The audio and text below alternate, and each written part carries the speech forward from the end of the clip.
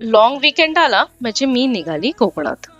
मुंबईला रात्रीची ट्रेन पकडून आम्ही पोचलो कणकवलीत. कासा अल्फोन्सोची प्री बुक केलेल्या गाडीतून आम्ही निघालो मालपेवाडीसाठी, जे कोकणातलं पहिलं पुस्तकांचं गाव आहे. 1 तासाच्या प्रवासानंतर आम्ही पोचलो निसर्गात रमलेल्या कासा अल्फान्सोवर, जे या पावसाळ्यात इतकं सुंदर दिसतं. गरम गरम पाण्यात आंघोळ करून थेट मी माझ्या भुर्जी भाकरीवर ताव मारला. टिकी, टीका आणि लैला सोबत खेळून मी एक छोटीशी झोप काढली. उठून मी या कासा अल्फोन्सो या खुल्या विल्यामधल्या प्रत्येक कोपऱ्यात सुंदर दृश्य बघितलं आणि बाग बघून तर मी मंत्रमुग्ध झाली. असं व्ह्यू मला नाही वाटत अजून कुठे दिसेल.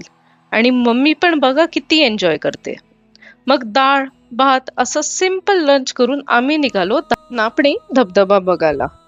ह्याच्यावर नुकताच बांधलेला ग्लास ब्रिज हा नवीन इंस्टाग्राम फेवरेट स्पॉट आहे आणि ह्याच्यावर आम्ही खूप सारे फोटोज काढले. मग रात्री विलावर परत येऊन आम्ही आमचा दिवस संपवला.